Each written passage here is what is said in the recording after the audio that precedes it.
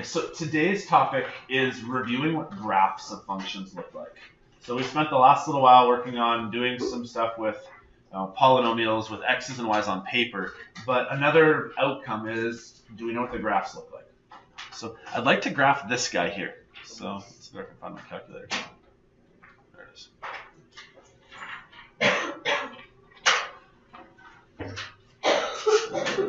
Just leave it there.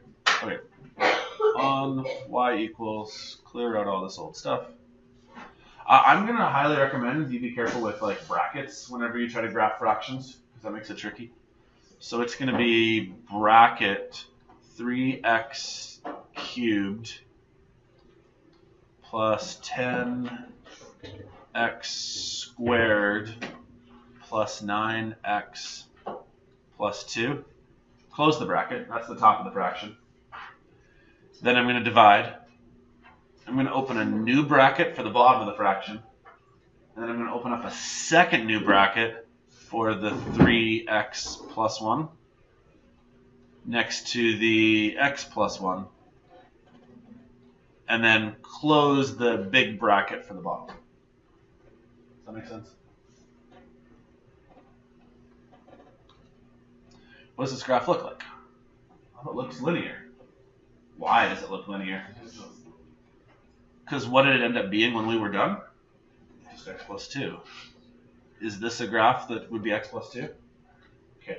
That being said, one of the things I want to work with you guys about properties of graphs of polynomial functions is you need to know how to find things like x-intercepts, y-intercepts, domain, range, asymptotes, holes in graphs, and stuff like that. So my goal today is to talk about just the different properties of graphs, because you're probably going to get a question where they're going to ask you about a graph and say, what's the domain? What's the range? Does that make sense? So I'm just going to make a list of properties, and I don't think this is all of the properties you should know. But here's the main ones. You should be able to find x-intercepts. You should be able to find y-intercepts. You should be able to find the domain. You should be able to find the range. If applicable, you should be able to find asymptotes. And if applicable, you should be able to find holes in the graph. Holes, though, are known as, do you guys remember the official term for a hole in the graph, what we call it? It's called a point of discontinuity. But I like to call it a hole in the graph because it's easier. Does that make sense? Okay, so for this graph here, let's try to find some of these properties. On your graphing calculator, how do you find an x-intercept? You guys recall? That would work if the x-intercept is a whole number. It is in this example here. How do you do it if it's not a whole number? You go to calculate. Which one of these finds you an x-intercept? 0. 0 will find you x-intercepts. So, again, kind of review from last year. You now have to put the little cursor here on the left-hand side of where you recognize that x-intercept to be. So somewhere about there should do. Put on the right-hand side of where it would be. See how it like narrows down a little search range? That will find you an x-intercept. So in this case here, it's -2. You guys know that if like your calculator gives you something weird like that, that's basically the number 0. So don't freak out if your calculator does that. It's just 0. Does that make sense? Brad mentioned you can use the table of values. That would totally work. The only downside is, what if the x-intercept is not a whole number? That makes sense. So, how do you find y-intercepts? Good. Go to value. But what do you type in? 0. Good. When x is 0, that's your y-intercept. So in this example here, it would have been 0 with 2. And I probably knew that because we knew this graph was going to simplify to x plus 2. So like the 2 at the end of x plus 2 is the y-intercept. Here's the one I want to focus a little more on, the domain. What does domain mean?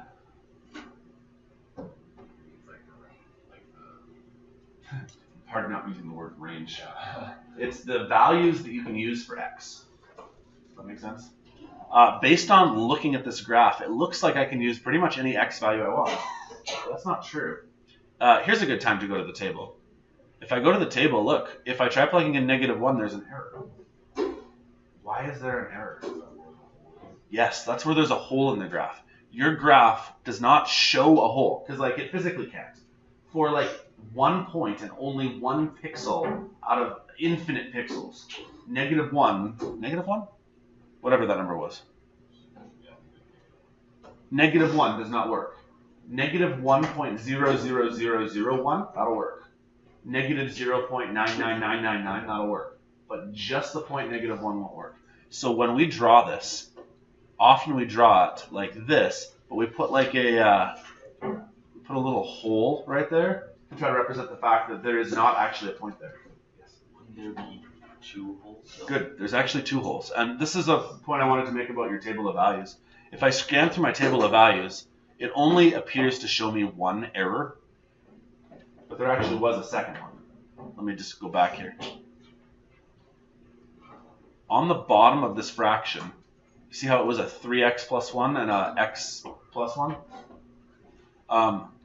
X cannot be -1 based on this guy right here. It's a whole number, right?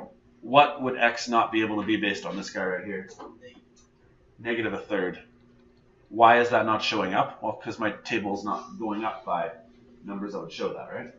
But if I tested it, so I can calculate the value of -1/3, it hopefully would then say y equals blank. There is no value for that. So here's a couple of ways that you could then write the domain. The domain you could write as this. X is an element of the reals, basically meaning you can use any number you want.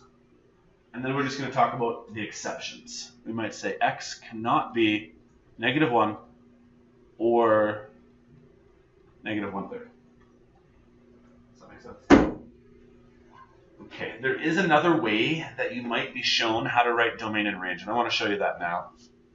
Here's how that might look in a different notation. I'm just going to write it out first, and then I'll explain it. It might look like this.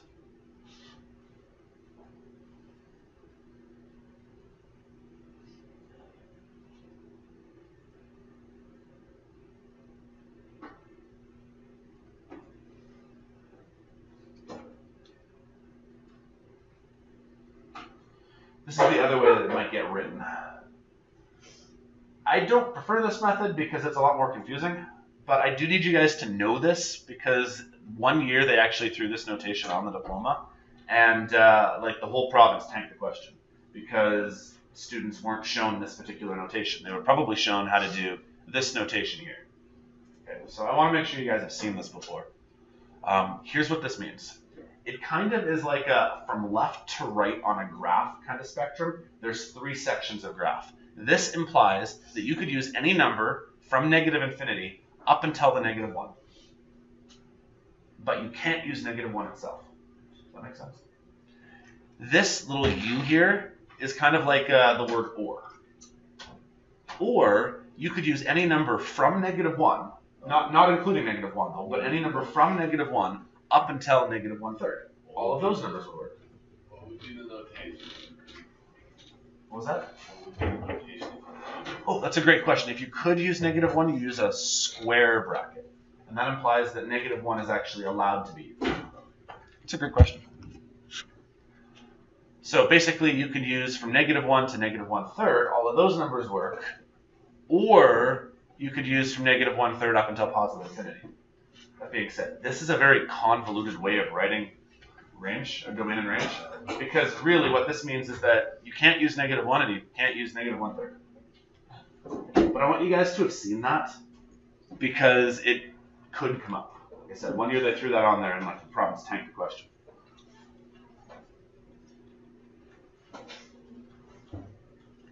Does that make sense? Okay.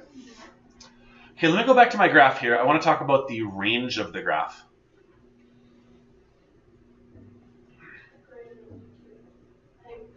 Well, this looks like the graph goes up and down in both directions, right? But that's not true. There are 2 different holes in the graph for x. That means there's 2 different holes in the graph for y. So we could kind of write the same thing for range. We could say y is an element of the reals. But if there's 2 holes for x, there have to be 2 different holes for y. Here's the hard part. How do we find those? That makes sense?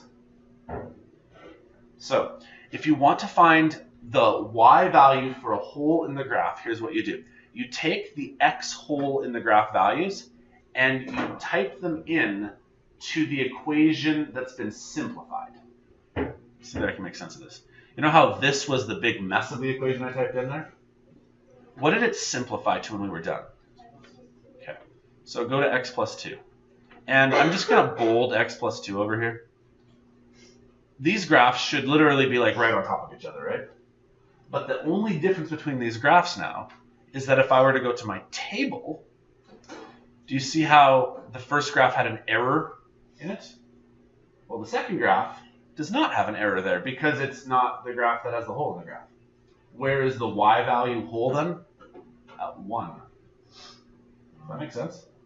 This graph right here does not have the point on it, but the other graph is basically identical to it.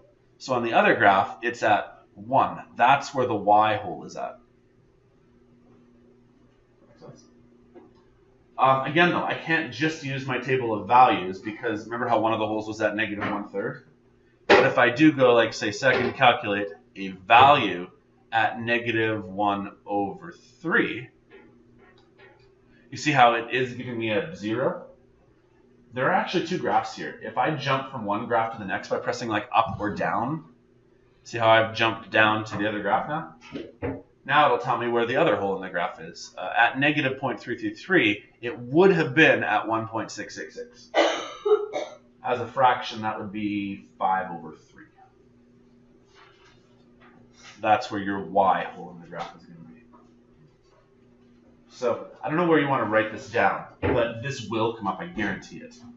If you want to find where the y value for the hole in the graph is, it's not easy to do.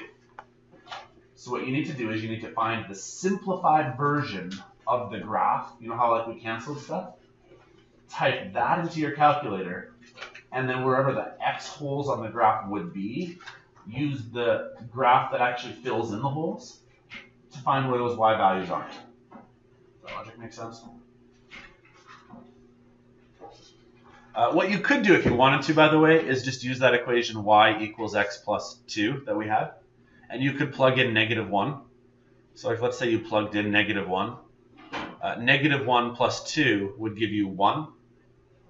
Or you could plug in negative 1/3. And if you have negative 1/3 and you add 2, it's like 2 minusing 1/3. That'd be your 1.6 number there. That's an important skill to know. Does that make sense? Okay. Last thing, there are no asymptotes on this particular graph. But if I did ask you the coordinates of the holes in the graph, we can now answer those. One of the holes in the graph would be at negative 1 and 1. And the other hole in the graph would be at negative 1/3 and 5/3. Does that make sense? Okay, cool. I kind of wanted to start with that example because that's one of the trickiest ones. The ones I want to do for the rest of class, I mean, I still want to talk about cubics and quartics and stuff, but one like this has probably the most unique properties to it. So that's basically my lesson for the day, is just talking about what do graphs look like. So let me just hop back to my notes now.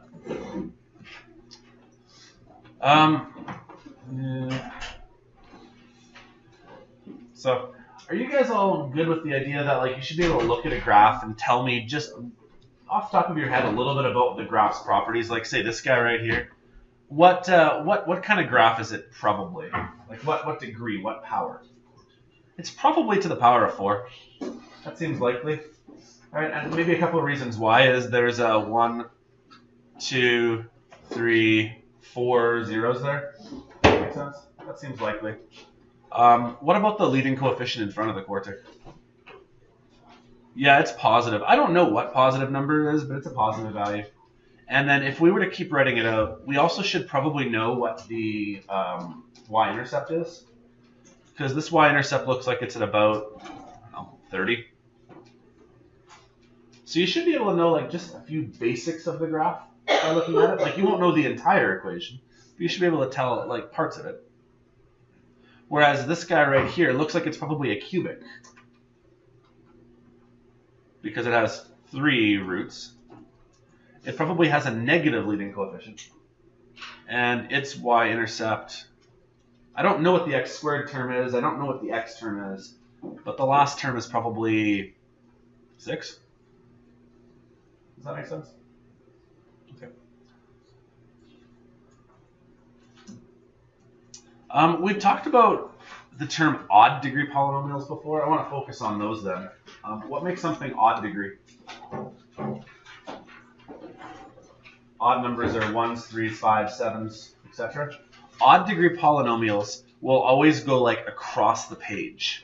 So it may go across the page in a linear fashion. It may do this. It may do this. It might even do that. But if it looks like that, it's odd. Does that make sense? Odd things have to have a root. At least one. Does that make sense? There is no way for the graph to go all the way across like this and not have an x-intercept somewhere. Like it might be there. There might be a couple of them. It may have some of these little twists that happen above the x-intercept line. But I guarantee you, if it's an odd polynomial, it has to at least have an x-intercept. That makes sense. I want to introduce a new term to you guys. It's called multiplicity.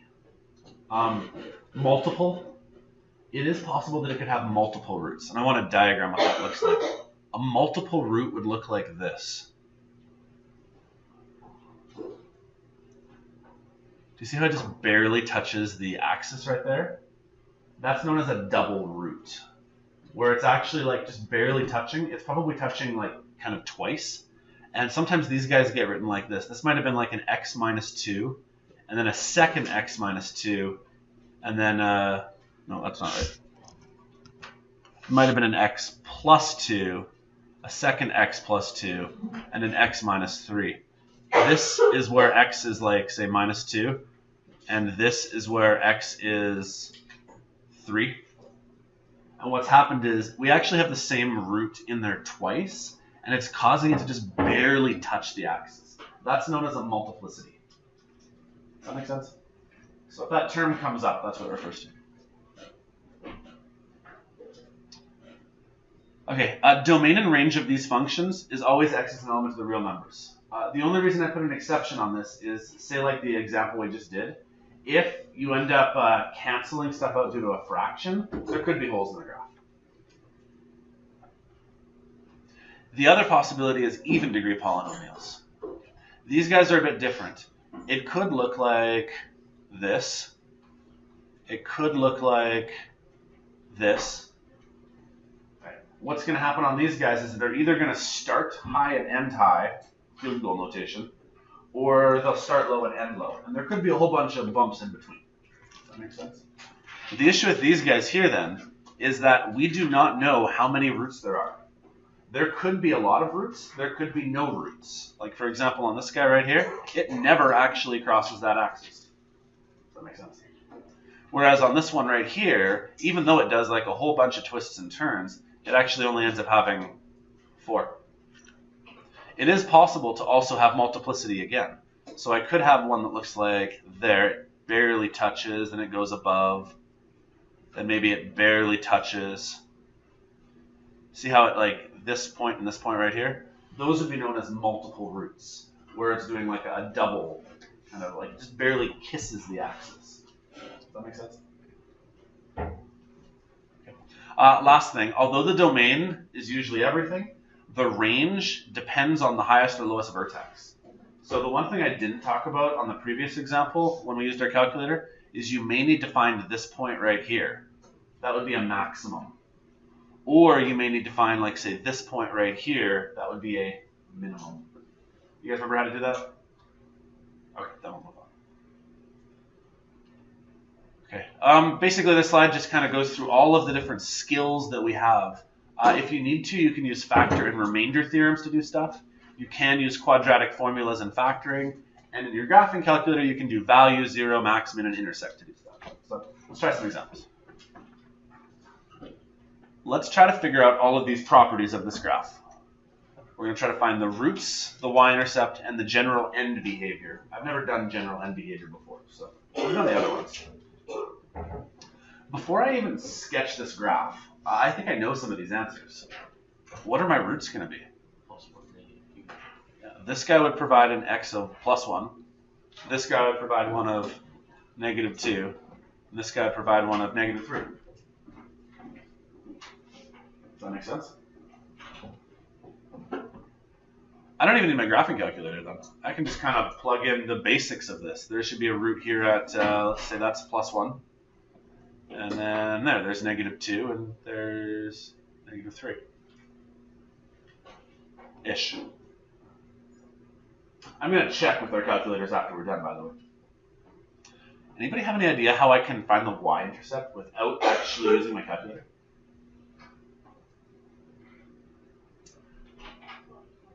Foil this thing out.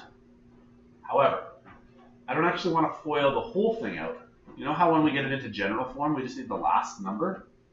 All we got to do is figure out what that last number would be. You know what I mean? Like if it was going to be y equals like an x to the cube and an x squared and an x, and then there's going to be a number that's at the end. That's my y-intercept. In order to find that number, all I need to do is figure out what -1 times 2 times 3 would be. What's -1 times 2 times 3? There you go, -6. My y-intercept is apparently down here at -6. I'm just going to write this in. This is a 1. This is -2. And this is -3. And this is y is -6. I now should be able to figure out roughly what the graph looks like. This is kind of like connect the dots. One more thing though. I want to talk about general end behavior. This guy right here is a cubic. Does that make sense that it's a cubic because there's 3 of them? Cubics either go like this or like this. Which one of those was it? This or this? How do we know? Because the leading coefficient is positive for all. Yeah, there's not really isn't a leading coefficient. It's 1, so it's positive. So it means that I know it must do this and this. That's what I mean by general end behavior. Sometimes they'll talk about quadrants. Do you guys know the quadrants? Like quadrant 1, 2, 3, 4. Okay. So you might say that this goes from, let's see, this was 1. This one was 2. This one was 3. This one was 4. So you might say that this goes from quadrant 3 to quadrant 1. That's a 1 there. That was really gross 1. 1. So now fill in the dots. It's going to do this. Probably going to have to turn around, go really low like that, and that was kind of messy, but we'll do something like that. Does that make sense? And then if you want to, just double check in your calculator. I'm sure you guys can handle that. Clear, clear. Y equals x plus 1, x, shoot, that was a -1. X plus 2, x plus 3. Does it look like this roughly? Yeah, close enough. Does that make sense? What's the domain of this graph? Everything. What's the range of this graph? Everything. So we write that as like x is element to the reals, y is element to the reals. I didn't ask for domain and range, but so long as you can do that. Does that make sense so far? Let's try a different one. Is this one quite as obvious right off the bat? It's not quite as obvious, but I do know some stuff before going to my graphing calculator. It's going to be, yeah, like we know that it's a negative. You're talking about the negative leading coefficient, right? Yeah. So as a cubic, we know it's going to start up here, and it's going to end down here. I'm not really drawing my arrows the right way for that first one, though. Just put the arrow like that. You have to put in the squared portion. Say that one more time? The squared portion. Well, there is no 0x squared, right? So I do know one more thing, though. I do know what the y-intercept is. -4. Okay. So based on just looking at this graph, I know this much. Here's the problem. I'm going to need to do something else to get the rest of the details. Don't draw this, but here's a couple of possibilities. It could look like this. that is how this graph could look. Does that make sense? Or it could look like this. Both of those times I drew it with only one root. It could look like that. It could have 3 roots. That makes sense? So one of the ways we could try to figure it out is we could try to actually factor it using the factor theorem that we learned last week and actually try to break it up into 3 different factors. I don't actually want to do that today, though. That's not the point of today. Today I want to just now use our graphing calculator to try to figure out the rest. So let's just type it in then. Y equals -2x to the third plus 6x minus 4.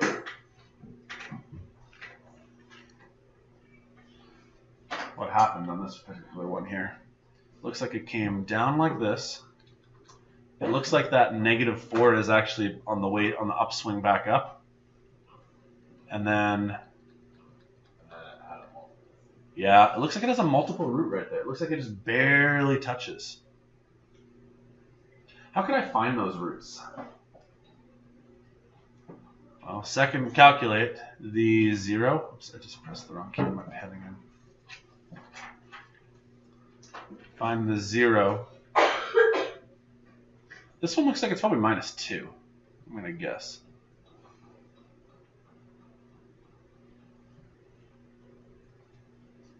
That one's -2. So there, like I found one of them. X is -2. Try to find the other one. Second, calculate the 0. It looks like it just barely touches, right?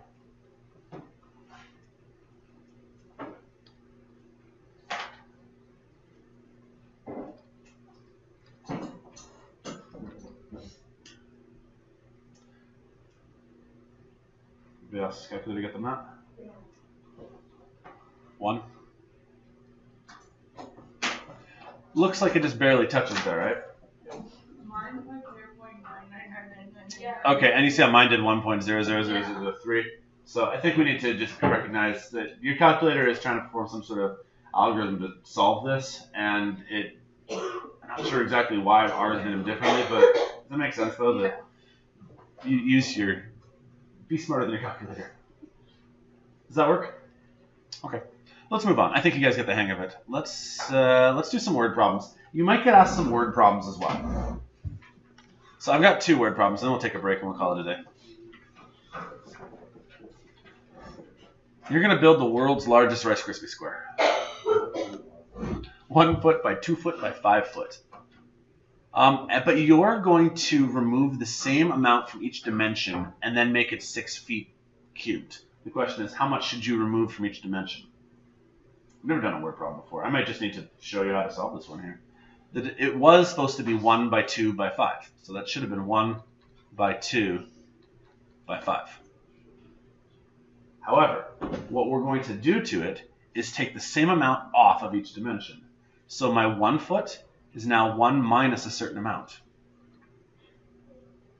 My 2 foot is 2, but again, we cut off a certain amount. And my 5 foot is 5, but again, we cut off a certain amount. So then we're supposed to be. Yes. What was that, Chad? Supposed to be like. Kind of, yeah. Anybody want breakfast?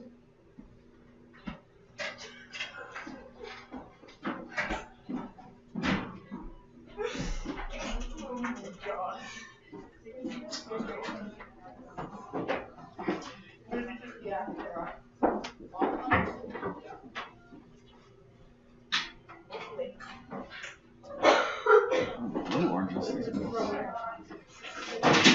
Thanks, guys. Okay. Does it make sense that I've kind of phrased it like this? It was supposed to be 1 by 2 by 5, but we've cut a certain amount off. We've cut off an unknown amount of x from here and from here and from here, and it tells me that it needs to be 6 feet cubed. How do I solve a question like this? Anybody know? We can use our graphing calculator. Well, one of the equations is 1 minus x, bracket 2 minus x, bracket 5 minus x. But we want to find where that's equal to 6. So go down to the next line and type in 6. Nice, there we go. And then we find the intersect. So first I'm going to graph it. So here's my quadratic. There's where it's equal to 6. Find where it intersects. Second, calculate, intersect. Here's the problem. It looks like it crosses more than once. So I'm going to find both of the two places it crosses. So you got to kind of put your cursor near the intersection point. So it looks like one of the answers is 0.2679, etc. Does that make sense? And then the other one, I hope this works. Second, calculate the intersect. I'll put it over here. I got 3.732.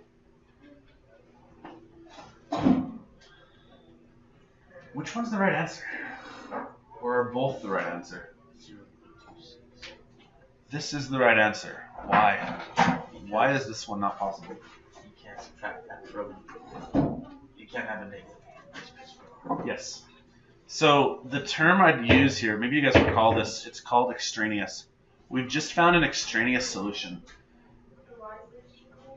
You were supposed to take a 1 foot Rice Krispie square and subtract a certain amount from it.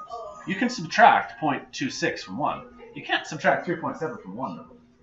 Same thing with 2. You can't take 2 and subtract 3. In the real world, right? That's not logically possible. Does that make sense? So this is kind of an example of a word problem where, I mean, we kind of used similar graphing skills to solve it. Okay. Let me do one more and then we'll take a break here because it's been a long morning so far. This one is another one which involves a graph. So we may as well start by just typing in this equation up here. Try to finish here. It's -3, I guess we'll have to use x rather than d, to the third, and plus 3x squared. I actually gave a little bit more information here. I'm going to tell you what to graph this using. I say graph it using -5 to 5. So, -5 to 5. I'll do the same thing for the y as well.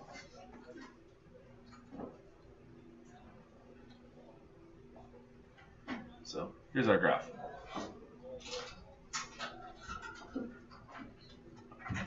So now my next question is, let's find the x and y intercepts and figure out what they mean in the context of the function. You guys see that the y-intercept is looking like it's right about there? It's through 0. Yeah, it looks like the y-intercept is 0. And I know that as well because there's no constant term here. Really, I've got to find the x-intercepts. So second, calculate the 0. I think it's going right through 1, but I'm just going to double check. Yeah. So your x-intercepts are also at 0, and they're also at 1. Here's a more important question. What does that mean in the context of this function? So I just want to talk a bit more about this function here. D is supposed to be the amount of drugs left in your system. That's your x. And T is the amount of time that it's been. So, like, what this means here is that you should have no drugs after 0 minutes. And then after 1 minute, then it should be back again. Does that make sense? So it's like, what we really need to focus on is this little section of graph right here. I'm actually going to zoom in on it now. You guys ever done zoom in? Basically, you put the little cursor right here. Here's what this is applicable. At this point right here, the doctor injects you with the drug. Then your bloodstream absorbs the drug, and so the amount of drugs in your system slowly but surely goes up. And then over a while, the drug gets used, and by the time the minute is up, the amount of drugs in your blood have come back down again. Does that make sense? So after 1 minute, the drugs are now out of your system. Apparently it's fast acting. I don't know. That makes sense. Let's figure out the dosage required to produce the longest reaction time. What does that mean?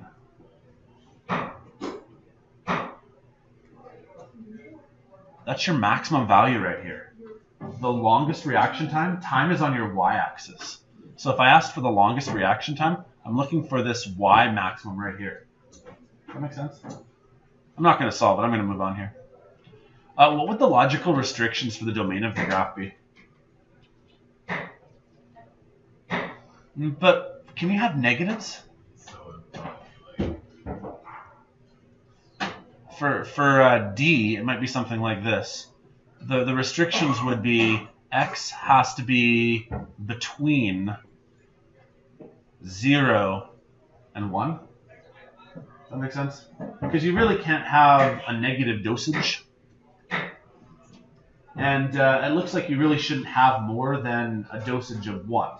Right? Like a full dosage of 1 seems to be, does that make sense? The most you should have. So I guess 1 milliliter.